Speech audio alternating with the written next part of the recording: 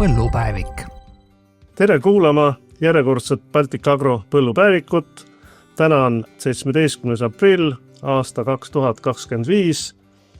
Väljas õues on suur kevad saabunud ja välitöödeks peame täpsustama oma tööde graafikuid.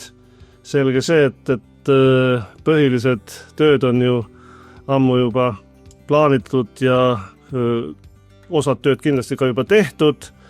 Aga mis siis oleksid nüüd võimalused, et midagi veel paremaks muuta ja mis oleksid sellised reguleerimised, et millega me saaksime seda põhiväetamist ja kõike muud veelgi paremaks muuta, et meil ikka tuleks terve ja kvaliteetne ja tulukas saagikus, sest tõesti ju näha on, et sellel aastal on päris palju ikkagi põldusid, mis on väga heas seisus, üle mitme aasta võib öelda, et vist tuleb üks hea saagiaasta, aga me peame ka ise kaasa aitama, et see, kuhu see vundament on nüüd korralikult rajatud, et sealt tuleks siis ka hea ja tulukas saak ja oleme täna siis oma täiendväetiste podcastiga Vigalas, oleme Erki Plaamuse juures, taimekasvataja, mitmetel aastatel viljelusvõistlusel osalenud, vist juba 6 korda isegi. Nii et tere Erki. Tere ka minu poolt. Meie vestlusringis on veel Ene Kiutso, tema on Baltic Agro täiendväetiste tootejuht. Tere. Ja Elina Märtman, Baltic Agro agronoomnõustaja. Tervist. Ja mina siis Baltic Agros arendusdirektor. Ja miks me siis oleme Erki juures? Alustame kõigepealt sellest, et korraks juba vihjamisi ütlesin, et mitmetel aastatel viljelusvõistluse üks parimatest osalejatest. Eelmisel aastal oli ta parem nisukasvataja, siis ka odrakasvataja tiitel eelmisest aastast, ka nisu rekordsaak 12,8 tonni hektarilt on aastast 23 Erki nimel.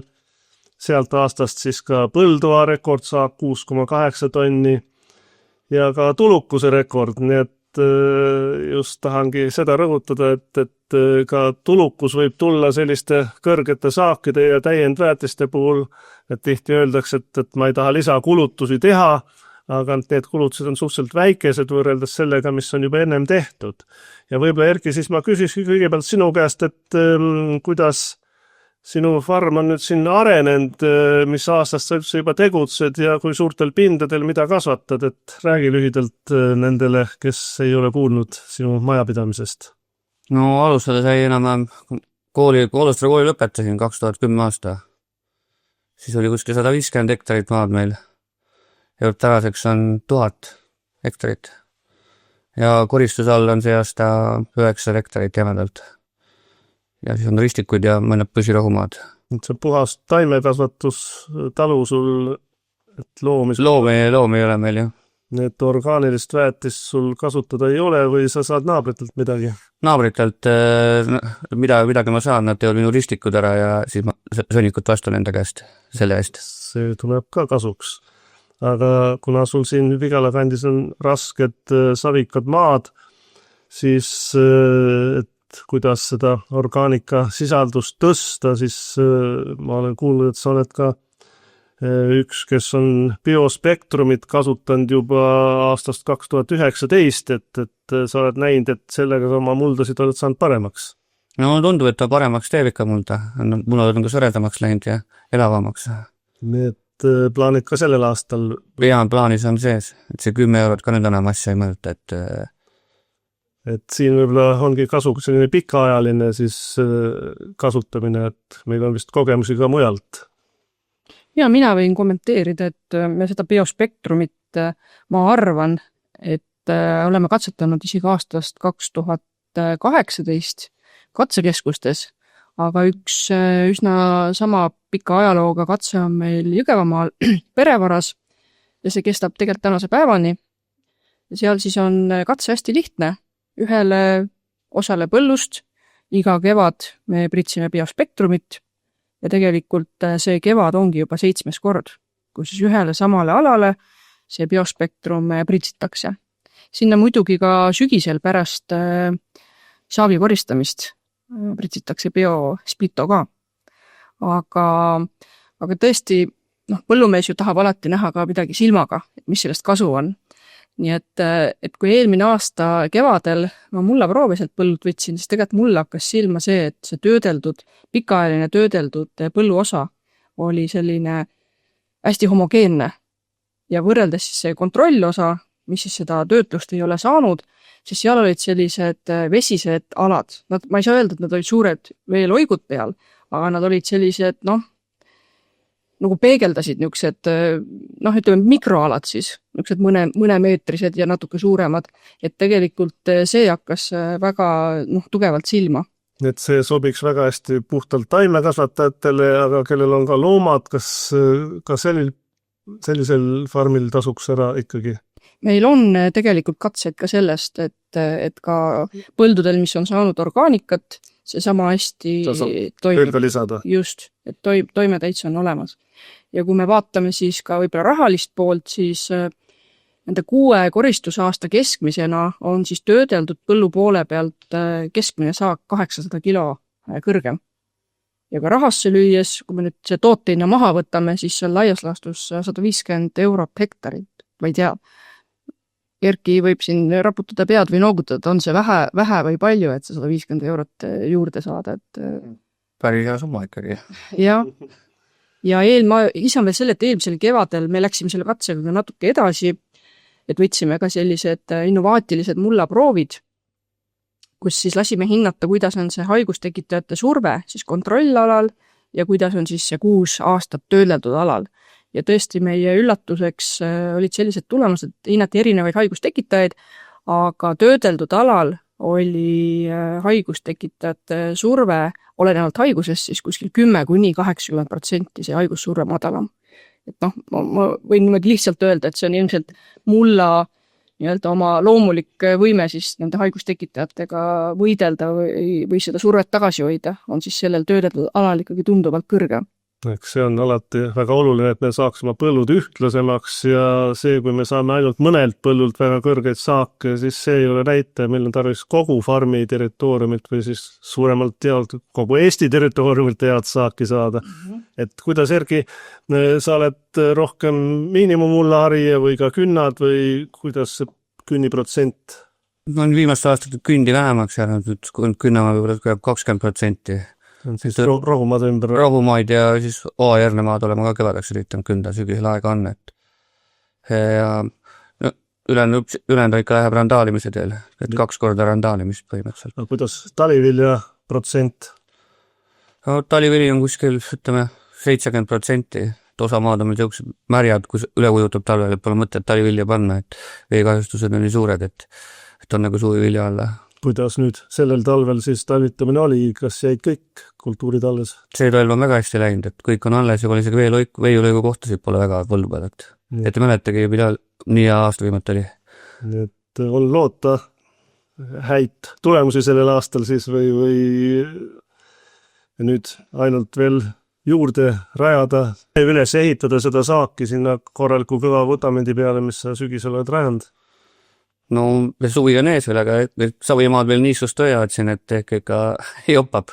Eks me tegelikult peamegi seda meenutama kogu aeg, et meil ju viimasel 3 aastal on olnud kevadel sellised põuaperioode, et 2-3 nädalasi ja ka eelmine aasta maikuuses see kuumaperiood, mis samamoodi siis taimikule on mitte kõige paremini ei mõjunud, et taolised täiendväetamised ju ongi selleks, et siis pääseda sellistest taimedele kahjulikest perioodidest ja ennetada kõikvõimalikke nii leheväetiste kui ka biostimulantidega, et võib-olla siis Ene ja Helina rääkige kõigepealt teoreetilisest poolest, et miks ikkagi seda täiendväetamist on vaja teha, et miks me ei võiks lihtsalt panna kõik seda põhiväetist sinna põllule ära ja oodata sügisel minna koristama. Jah, et siin me biospektrumi mõjudest rääkisime juba, Erki ja Helina rääkis katsetulemustest, et eks see on ka üks viis, et kõik algab tegelikult ju mullast, et ka see vastupanu põuale, toitainete omastamine, et see sõltubki ikkagi kõige rohkem mulla omadustest ja biospektrum parandab tõepoolest mulla füüsikalisi omadusi, et ta muudab selle, eriti regulaarsel pideval kasutamisel, suureneb seal siis selliste suuremate mulla agregaatide protsent, osakaal ja see muudab siis mulla vee kinnipidamise võime paremaks ja see on jällegi üks oluline moment ju taimede põuale vastupidamisel. Aga on ju nii, et ikkagi põhitoitainet saab taim juure kaudu 95 või rohkemgi protsenti ja ne saavad näppu otsaga natukene muuta, aga need on väga-väga olulised elemendid, mida me saame muuta ja need on väga väikses koguses vaja. Ja seda ma nagu plaanisingi nüüd mainida, et ja siis mullas on ju ka alati mingeid toitaineid ja me ei tea täpselt, mis seal hetkel on seotud olekus, blokeeritud olekus, mida taim saab, mida ei saa. Me võime seda nagu lihtsalt aimata, tundes oma mulda, pH-st juba algab kõik ja kui mullas ikkagi mingit toitainet ei ole, näiteks vaske ei ole, siis ei ole sealt teda ka võtta. Aga ütleme siis selline mikroorganismide lisamine aitab ka kaasa näiteks fosfori muutmisele lahustuvaks, et taim saab kätte ta vähehaaval sealt mulla mineraalosast, siis need mikroorganismid aitavad lahustada seda fosforit, samuti kaaliumi, isegi selliseid elemente nagu räni, mis on ka taimele vajalik, et taime tugevamaks muuta haigustekitajate survele, põuale, siis tsinki isegi, kõiki selliseid elemente. Aga mis puudutab nagu üldiselt sellist juurevälist või lehtede kaudu väetamist, siis Margusel on tuline õigus, et see ei ole peamine viis, kuidas taimele toitaineid anda, et see on selline taimele toetav viis lisaks sellele, mida taim juure kaudu saab, sest mõnikord ta lihtsalt ei saa kätte neid toitaineid ja me saame kõige rohkem mõjutada siis juurevälise väetamisega just mikroelementide kättesaamist, sest mikroelementi on tõesti vaja, need on erinevast kogusest tarvis, võib-olla molübdeen on üks selline, mida kõige vähem vajab, aga samas on neil kõigil väga suur tähtsus saagi moodustumisel ja saagi ka kvaliteedi tagamisel, et selles suhtes nagu aga seal on mitu momenti, üks on see, et see õiged elemendid õigel ajal, ajastus õige ja muidugi teadlik juureväline väetamine, sest see teadlikkus on see, et seal on tegelikult nii palju faktoreid, mida sa pead arvesse võtma. Alates seal mulla omadustest, ilmastiku mõjud on ju taimede, kõik need momendid, mis mõjutavad toitainete omastamist mullast. Nii et ikkagi peavad olema sul mulla analüüsid, mille järgi teed oma otsused, aga siis ka leheanalüüsid, mille järgi saad siis veidikese veel reguleerida neid.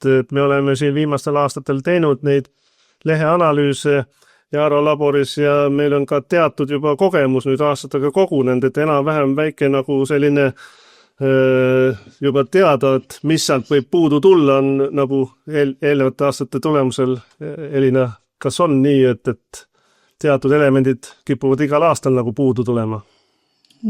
Eks ta piirkonniti nii on, aga võib-olla minu soovitus oleks võib-olla see, et ikkagi, mis enne mainis, et number 1, me peaksime teadma, mis meil mullast puudus on. Ja see tulekahju tuleks tegelikult ära kustutada juba talvel. Sel ajal, kui me teeme taimekaitseskeeme, kui me teeme leheväetasmisskeeme, et me põllumajanduses ei saa tihti öelda, et 100% kindlalt see nüüd asi toimib ja see tulemus on selline. Aga 100% kindlalt ma julgen küll praegu väita, et kui mõnda elementi mullas meil ei ole, siis 100% ma olen kindel, et see element on taimedes defitsiidis. On nii? On küll. Võib-olla leheanalüüs ikkagi tasub teha ja leheanalüüsi tasub muidugi teha, aga kõigepealt et need olukorrad ära lahendada, mida kindlasti mullas ei ole. Siis me jõuame hooajal jälgida natuke ka muud maailma, ilmastikku. Me jõuame võib-olla mõelda seda, et meil on väga pikalt olnud jahe, muld, võib-olla meil on peened instrumendid, mis näitavad meil mulla temperatuure, vaatame, pikalt on tegelikult temperatuur olnud alla 13, siis võiks nagu lamp minna põlema, et okei, taimed vist see aasta mul fosforit kätte ei saa.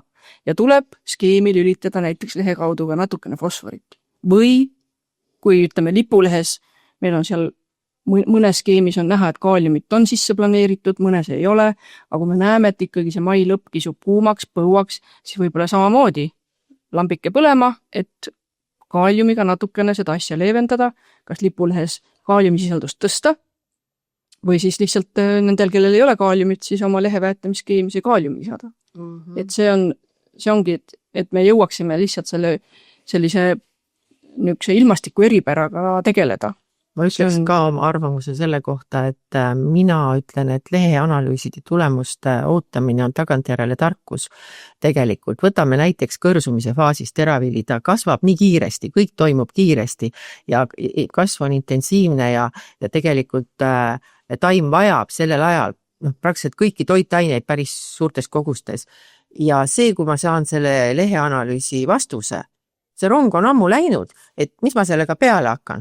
Et tegelikult näiteks, kui me räägime mikroelementidest, siis mikroelementide andmine on suuresti profülaktiline, ikkagi ennetav, puudust ennetav ja see tuleb sinna programmi, oma pritseprogrammidesse juba sisse planeerida teadlikult, kui ma tean, et see puuduse risk, singi või mangaani, vase või poori puuduse risk on olemas.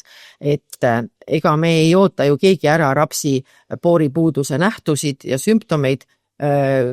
Kõik rapsikasvatajad planeerivad selle poori juba teadlikult, teavad kui palju, millistesse pritseringidesse nad seda lisavad, sest nad teavad, et sellest jääb nii ehk naa puudus. Et ma arvan, et siin ainukene mikroelement võib-olla, mille kohta võib öelda, mida on võimalik, mille puudust on võimalik ravida, siis on mangaan, sest mangaan ei liigu nagu taimes edasi suurt ja mangaani puuduse nähud ilmuvad kogu aeg uuesti, ja siis, kui sa pritsid, jällegi, tavaliselt ongi, et kui on mangaani puudus, siis tuleks pritsida vähemalt 2 korda, kuni 3 korda mangaani sisaldavate väetistega. Ja mangaan on ainukene mikroelement võib-olla, millel me saame siis läheneda niimoodi ravivalt. Et täiendväetamisi lehe kaudu siis tasub eelkõige kasutada taliviljadel, kus on pikem kasvuperiood, kus on oodata kõrgemat, korralikumat saaki. Ja võib-olla siis täna räägimegi põhjalikumalt paarist kultuurist, et võtame võib-olla vaatluse alla eelkõige talinisud, mis on ühed enam kasvatatavad, enam eksporditavad tooted meil põllumeeste poolt. Ja võib-olla, Erki, sina siis räägigi, kuidas sa rekordsaake oled kasvatanud, et kas sa oled ka aastatega õppinud, kas sa algselt tegid vähem pritsimisi, sest ma vaatan, et siin eelmine aasta oli sul juba väga tummiseid segusid, mida sa kõike kasutasid, isegi rohkem võib-olla, kui me oleme soovitanud siin neid segusid teinud, et kas see kõik läks sul nagu täkke, sest sul samas kõrge saak oli ka kõrge kvaliteet, et kuidas sa need tulemused said? See kvaliteet võib-olla aitas eelmine aasta see kaasa, et tegime lisa lämmastiku ringi veel kui piimküpsuses. Et 70 kilo lämmastikku sai anda. Tundus, et see oli kasu. Proteiin oli hea kõigil talinisudel mul. Samas kõrge saak ja ka korralik protein, jah. Teised aastad ma seda pole teinud, et tundub, et sest oli kasu, et plaanin see aasta ka teha. Et sa oled siis nagu aastatega õppinud neid segusid tegema ja neid komponente oled sa siia päris palju pannud. Ma vaatan, kas 6-7 või rohkemgi, et kas nendega ei ole, et mingeid probleeme ei ole tulnud. Kõik ütlevad küll selle kohta, kui pomban. Ega Aivariga oleme siin Aivariga aastate jooksul välja kujunenud see skeem, aga tundub, et see toimib. Et esimeses ringis ongi meil näiteks 4 leheväetist on sees. Vask, siis fosforikas leheväetis, siis Delfaan ja Biospektrum. Ja teises ringis on siis Dr. Green leheväetis. No aga need on kõik sul koos taimekaitse? Koos taimekaitsega, iga ringis on vähemalt 1-2 leheväetist on sees. 2 pigem iga korraga on. Nisul teed ikkagi 4 pritsi? 4 pritsi ringi on jah kokku nisul. ja iga taimekaitsetööga on siis erinevad tooted sees, jah. Enne olime 3 ringi peal, aga kõrelise probleemid hakkasid tekkima, et siis on nüüd sellepärast, et tuli 4. ring juurde, et seda kõrelist tõrjuda. Kuidas Ene ja Helina kommenteerite selliste rohkete komponentidega segude tegemist, et siin tuleb vist ka küllaltki ettevaatlik olla, et vaadata, mis tooted omavahel sobiksid, et ei tekiks klimpe või sadestusi, et just ka pritsimisvesi peab korralik olema ja kuidas te Erki tulemusi või julgust kasutada selliseid kommenteerite? No ma ütleksin, et see ongi suur julgus ja osavus, et selliste segudega hakkama saada edukalt, et komponente on siin tõesti, ma ei tea, 6-7 segus, et esimeses pritsimises, mis on siis herbitsiidid võrsumise faasis, et seal on kenasti see vask sees, mis on just... Herbitsiid ei ole selles ringis? Ei ole? Ei ole. Sa teed sügisel ära herbitsiid? Jaa. Siis on siin... Teise ringiga läheb herbitsiid. Okei, teise ringi, okei. Et vask on ka ju võrsumise faasis vaja ära anda, et seda ei ole mõtet hiljem anda, siis kasutegur puudub praktiliselt. Ja siin on ka just see kõrge fosforiga NPK väetis, millest me rääkisime, et kuna kevadel võib siis mullatemperatuur madal olla, et siis parandada seda fosfori omastamist taimedel. Siis see biospektrum, millest pikalt rääkisime, mis ühtlasi mõjub ka niisuguse biostimulaatorina taimele.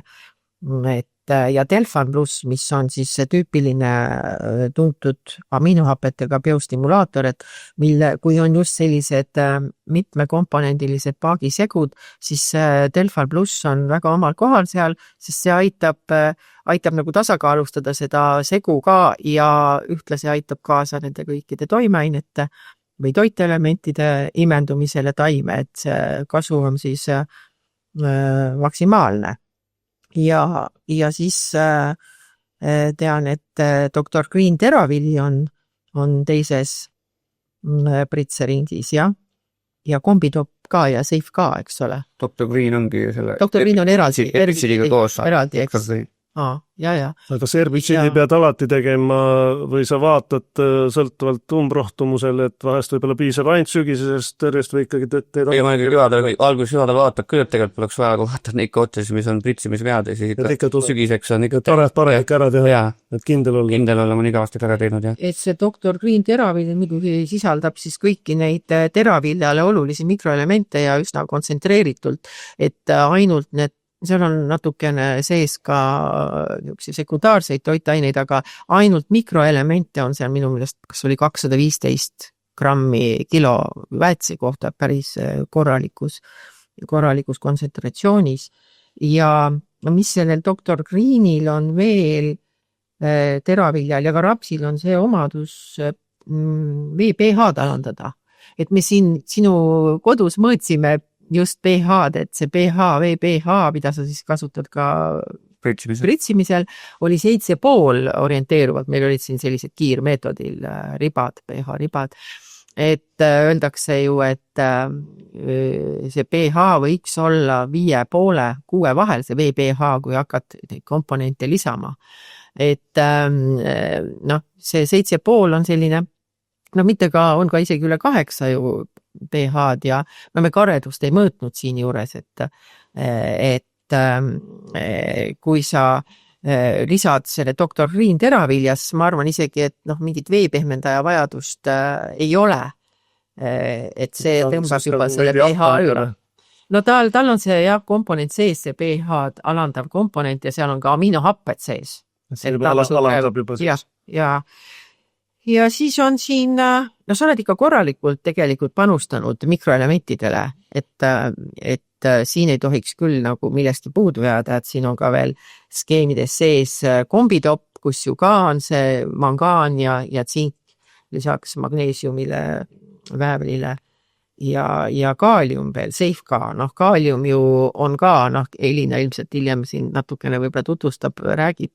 Meil on nagu just sellised pika põuaperioodiga on olnud põllul katse, kus on see kaalium sees, et kaalium mõjub, muudab taimed ka vastupidavamaks. Ei, ma ise vaatan ka, et tundub, et Erkil on siin muldades kindlasti vasepuudus, et on sellised, vasele see rõhk pööratud, et tihtipeale ma näen ka skeemides on sellised hästi palju, ma ei taha kuidagi halvustada neid universaalseid väetisi, aga näpu otsaga on nagu kõike, aga ma ütleks, et sellised leheväetised ikkagi võiks sobida nendesse olukordadesse, kus muldades defitsiiti ei esine ja ütleme, et ka keskkond ja ilmastik on alati ideaalne, et need elemendid on mullast kättesaadavad. Teistel juhtudel, et sellisel juhul sa saad ideaalsetes tingimustes selliste universaalsete leheväetistega veel nagu kergelt toetada seda taimede kasvu, aga kui on ikkagi defitsiidid, siis on õige läheneda täpselt nii, et me pöörame suuremat rõhku vasele, kus oleks vasesisaldused leheväetistest kõrgemad, või siis ka kasvu alguses jälle fosfor kõrgem, lipulehe baasis siis on rõhk kaaliumil, et see on, ma arvan, nagu ideaalne lähenemine. Jaa, ideaalne lähenemine ja võib-olla üks moment veel, mida ma tahan küsida Erkilt, et sa just kasutad vaske gelaadina, selle EDTA gelaadina, et on ju olemas siin ka sooladena ja erinevaid tooteid, et sul on kindlasti mingi põhjus, miks sa selle gelaadi oled valinud. Aiar soovitas seda. See on hea. Ilmselt on ohutu ka ikkagi. No just. See segamisega pole selles mõttes probleemi olnud. Gelaat on turvaline just sellistes segudes, et sinu mitmekomponendiline paagisegu siis võib rahulikult gelaadina kasutada. Pomm on jäänud pauguta. Ja. Kas selliste segude tegemisel on ju omad reeglid, et oleks võimalikult suures veekoguses nad segatud ja kas seda järjekorda kuidagi me oskaks praegu hakata üle rääkima? No järjekord on, ma arvan, et see on päris, meil on isegi need paagisegu juhised peaksid olema meil välja töötatud ja kodulehel, et alati see rusikareegel on see, et vees lahustuvad pulbrilised väetised reeglina pannakse esimesena, tahkjad pulbrilised, ja siis hakatakse nagu lisama. Suures paagis ära korralikult kõik segatud ja alles siis järgmist hakata lisama, et mitte teha sellist väga kontsentreeritud väikest lahust. No jah, ja selle segamise ja lahustamise juures, mis seal salata, mõnikord ju tekivad probleemid siin kevadeti just, kui on vesi külm ja kes siis ikka seda rett eel soojendab. Et see Dr. Green teravili on see, millega ma olen kuulnud nii, et osadel mitte mingeid probleeme ei ole ja mõned põllumehed ütlevad, et ei, sellega on ikka keeruline nagu lahustamisega. Ja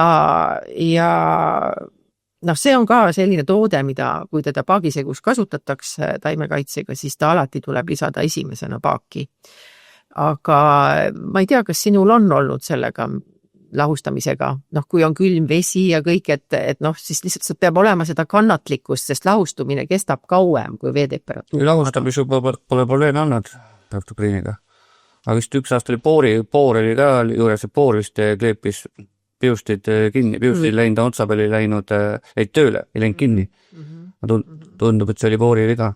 Parem ikkagi oleks, kui sul oleks veereservuaar, kus vesi eelnevalt juba natuke üles. See on meil 20 tonni, et siin päeval soeneb. Et mitte otse puurkaevust seda pluss 4 kraadist külma vett ei võtaks, jah. Aga Elina, tahad sa veel kommenteerida neid segude tegemise reegleid või läheme talirapsi juurde nüüd, et taliraps on ju teine kultuur, kus rohkem kõikvõimalikke reguleerimisi on võimalik täiendväetustega teha ja me teame juba ju ette, nii nagu me siin ennem rääkisime, et on kultuuride põhised tooted, mida sa teed juba, mida raps eriti vajab, väävlid ja poorid, et nii sügisel kui kevadel kui kasvuperioodi ajal, et kas seal sa teed samamoodi nagu teraviljadega 4 erinevat pritsimist või seal saad vähem, aga Raamusil on 3 hakkama saanud kevadel, 3 ringiga. Ahah.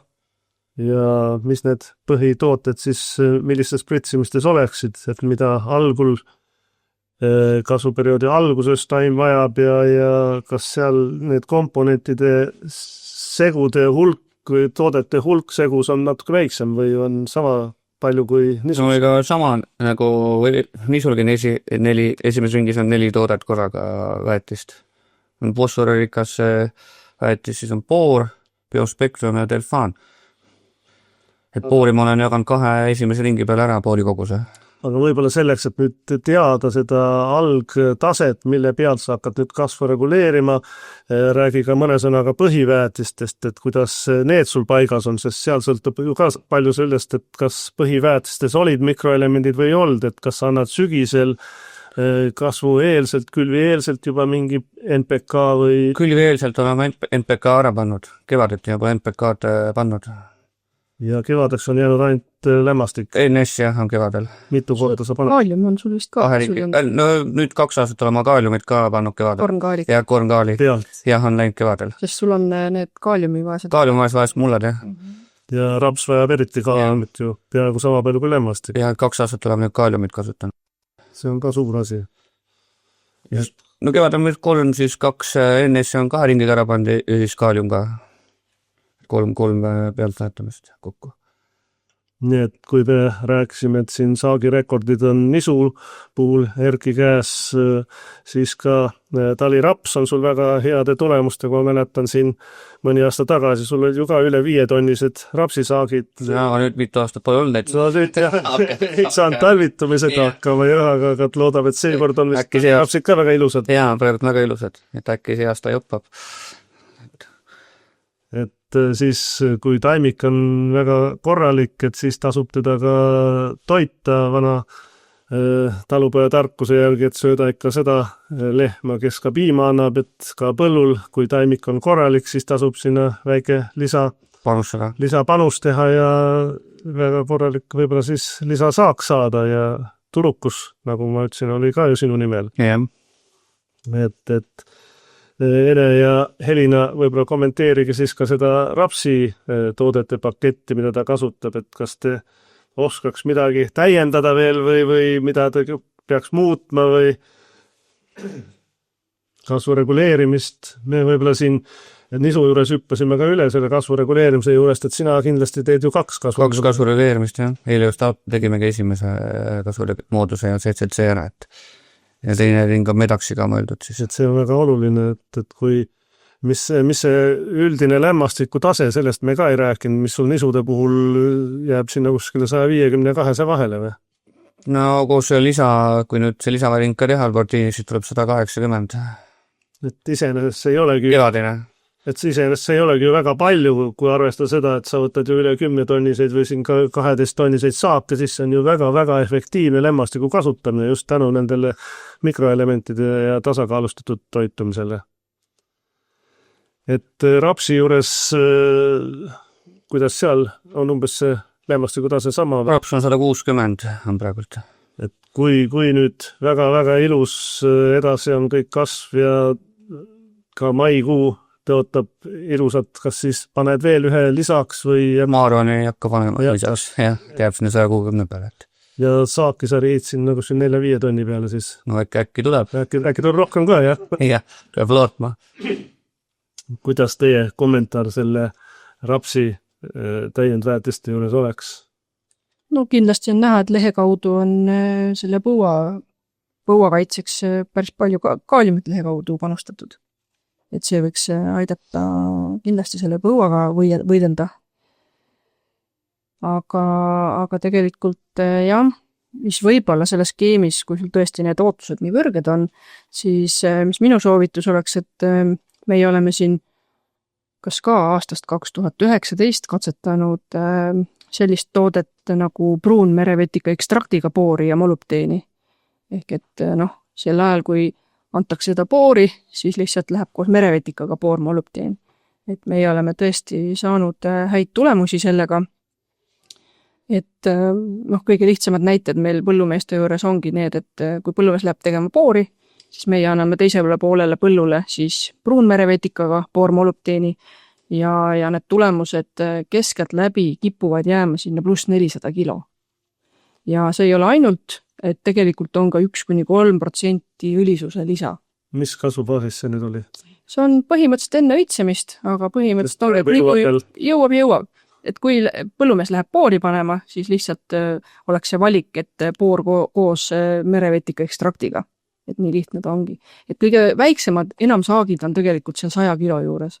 Aga kui ma praegu peas niimoodi rapsi hinnaga siin kalkuleerin, siis tegelikult ega meil seda lisasaaki on vaja kuskil 3-40 kilo, et see toode ennast ära tasub. Et see oleks võib-olla selline lisa, mis siin skeemis võiks olla, et kuna need eeldused saagile on tõesti kõrged. Ja selliseid põldkatseid me oleme ju üle Eesti erinevates piirkondades teinud. On palju tehtud ja ka see aasta jälle, no me oleme selle põueprobleemiga ikka päris palju katset teinud, sest oleme ausad, see talirapsi kasvu osas kevadel me ei pea otsima neid stressi olukordi. Minu meelest kogu kevad on talirapsil ikka paras niisugune stressiperiood. Et kui meil on keset, ütleme nii, et vaatame eelmist aega, siis mai keskeni on ju tegelikult, mis te arvate, mitu öökülma. Ütleme, et kui me teeme kuskil 10. aprillil, ütleme, seda herbitsiidi ja kuskil 20. mail teeme õitsemisaegset fungitsiidi, mis te arvate, mitu öökülma seal vahel tuleb? Kindlasti. Mingis perioodis. 10-15 küll. Ja täpselt nii ongi, näed, tegevpõllumees teab täpselt palju neid on. Et tegelikult seal võibki 10+ öökülma olla. Ja kui eelmist aastat vaatamas tõesti, et 9. mai oli ju kõige kriitilisem, kus ei olnud lihtsalt see öökülm 1-2 tundi, vaid tegelikult oli ju lausa 7 tundi seda öökülma ja kuni -7, 4–7 või neid külma. Et see on ränk selles mõttes, et kui arvestada, et see periood oli täpselt see, et taliraps jõudis täpselt oma kõrguskasvuni, hakkas minema õitsema ja siis tuleb -7 sulle 7 tunniks, et see on päris keeruline.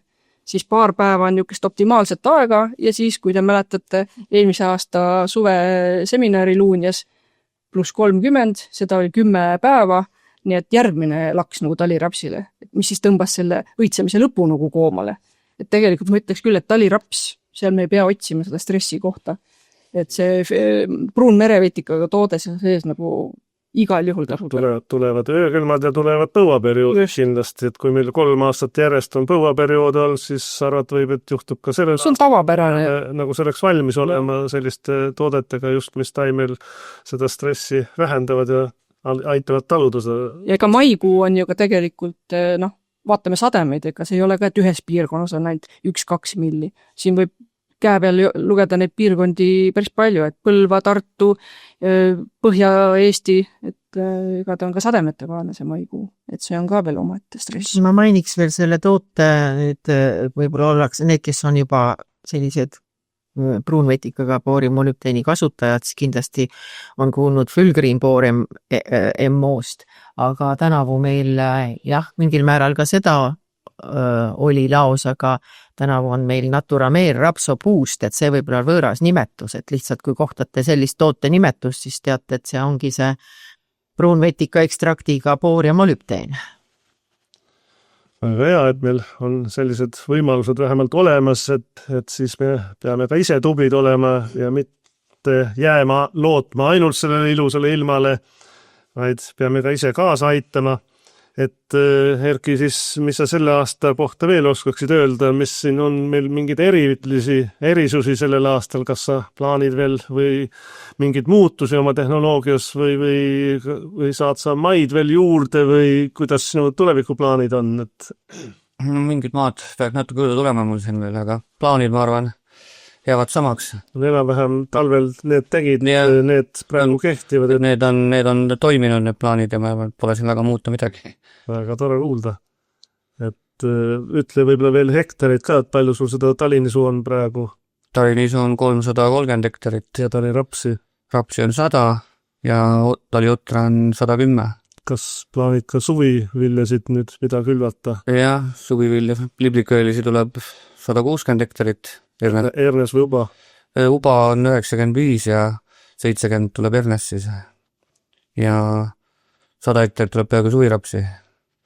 See ongi nende maad, kus vesised maad talirapsi panna ei saa ja et aeg on, vilja enam ise panna aeg on täis ja suvinisu ja suviotra ka tuleb enam-enam 80-90.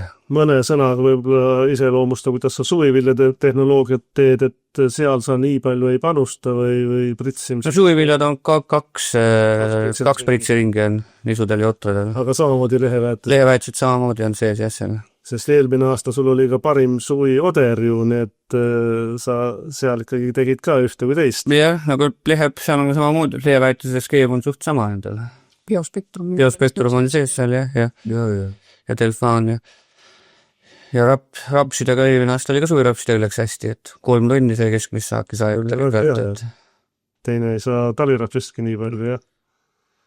Nii et väga mõistlik lahendus sul, siis riskid on hajutatud ja erinevate kultuuridega panustatud ühe ja teise tootega, nii et ma arvan, et sa oled valmis väga head tulemust sel aastal jälle tegema, et loodame siis sind jälle ka viljelusvessil näha ja kindlasti sa leiad mõned ilusad põllud, mida me saame siis suvel vaatama tulla ja me kutsume ju kõik ka 5. juunil veel kordame üle, et me teeme Baltic Agroga siin Erki põldudel põllupäeva 5. juuni, et kõik on oodatud vaatama, kuidas rekordsaagid on varem kasvatatud. Erki saab ise näpuga näidata, mis ta teeb ja kuidas teeb, et tasub tulla. Ja enne veel saame kohtuda ju Tartus maamessil, need põllumehed, kes siis plaanivad tulla maamessile siis 24. aprill hommikul. Ma saan aru, et oma müügimeestega te olete juba võib-olla kokku leppinud, et tulete meiega hommikusöögile ja siis saate näitust edasi vaadata.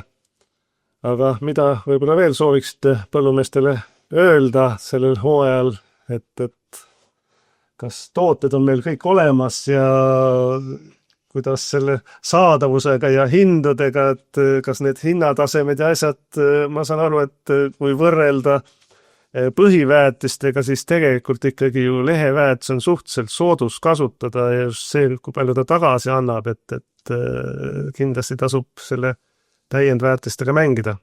Seda kindlasti, aga ei muidugi siin mõnede tarnetega on probleeme olnud, ei salga just seda probleemi mitte maha, aga me oleme siin kiiresti tegutsenud ja ikkagi leidnud ja leiame lahendused, nii et ma usun, et tegemata ei jää midagi ja ma lõpetuseks ütlen seda, et ega need ekstreemsed ilmastikunähtused meid maha ei jäta, et hilised öökülmad ja pikad põuaperioodid, et see on see, millega me peame kõik harjuma ja järjest rohkem ilmselt tuleb varuda endale neid nõndanimetatud taime biostimulaatoreid, et siin Delfanist oli juba juttu ja siin on Amifort on siis taoline toode näiteks võib-olla uuem ja teiselt hankijalt ja ka mahetootjatele on oma biostimulaator, nii et mahetootjad ei tohiks kasutada Delfan Plussi või